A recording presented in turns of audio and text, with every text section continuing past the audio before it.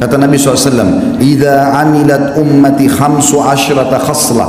Kalau umatku sudah melakukan 15 perkara, halla bihim al-bala, pasti nanti akan merata bala atau cobaan dan bencana pada mereka.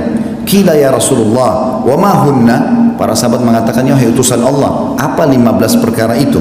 Kata Nabi SAW, idza kana al-magnama dula. Kasus pertama itu adalah kalau pendapatan negara sudah disalahgunakan.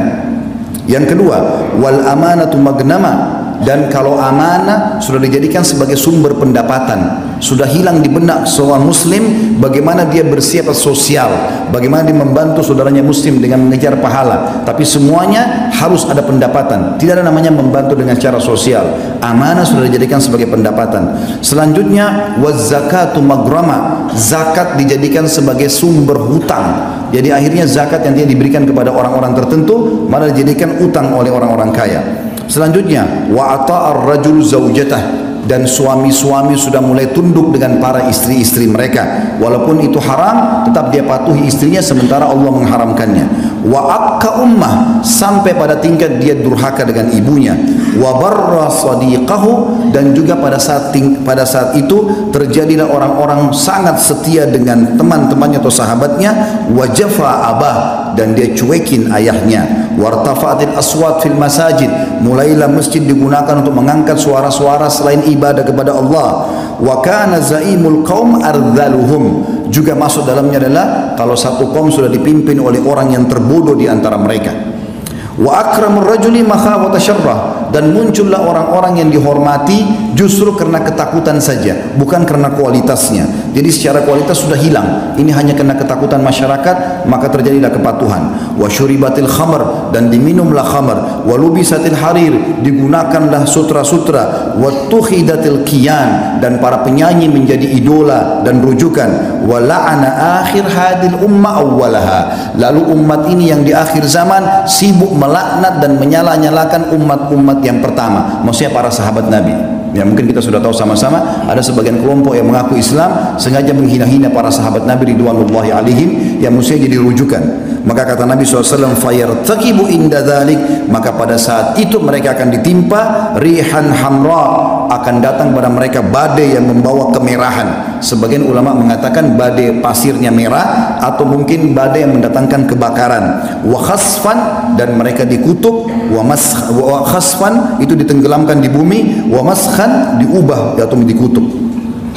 Saudaraku seiman, Allah Subhanahu wa taala mendatangkan peringatan, termasuk guntur, petir, apa saja ya yang sering mungkin kita lihat fenomena alam yang manusia tidak bisa melarangnya atau menjangkaunya, gitu kan.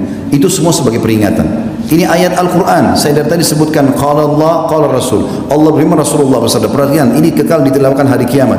Juga dalam surah yang lain, At-Taubah surah nomor 9 ayat 126, Allah berfirman, a'udzubillahi minasyaitonir rajim. Awala yarawna annahum yuftanuna fi kulli amin marratan aw marrataini thumma la yatubuna wa la hum yadhakkarun. Tidakkah mereka itu manusia itu melihat setiap tahunnya kami uji mereka setahun sekali sampai 2 kali, baik di badan mereka dengan penyakit, baik ributnya rumah tangganya, baik keseleo, baik apa saja masalah, atau mungkin masalah lebih umum, semuanya kena masyarakat. Kami uji mereka setiap tahun sekali atau sampai 2 kali agar mereka bertobat dan mereka kembali, tapi sayangnya mereka tidak mengambil pelajaran itu. Saudaraku seiman, Allah Subhanahu wa taala kalau menghancurkan kaum itu nggak ada yang bisa selamat. Bukan kita tonton di TV kemarin kejadian tsunami, ada yang lagi duduk di pinggir pantai makan, ada yang lagi ngobrol, ada yang lagi setir mobil. Banyak yang saya temukan waktu kemarin kejadian Palu di Makassar, kami sempat ke sana. Yang saya temui mereka mengatakan lagi duduk sama istrinya, ada yang lagi ngobrol, ada yang lagi telepon, tanpa sadar gempa datang hancur semuanya. Tidak ada kesempatan untuk lari. Jangan kita menganggap bahwa kita bisa melarikan diri, teman-teman sekalian. Kalau hukuman Allah sudah datang berbahaya. Apalagi kalau anda dasarnya tahu hukum dan anda tidak ingatkan orang lain. Renungi hadis Bukhari. Nabi SAW mengatakan, pernah satu kali Allah utus Jibril untuk menghancurkan satu negeri. Lalu Jibril berkata, ya Allah, sesungguhnya di negeri itu ada hambamu fulan, ada orang soleh di situ. Lalu Allah SWT mengatakan kepada Jibril, mulai siksaan dari dia, karena dia tidak pernah menyuruh kepada kebaikan, tidak pernah melarang dari kemungkaran. Kita faham, berhentikan orang, teman-teman sekalian.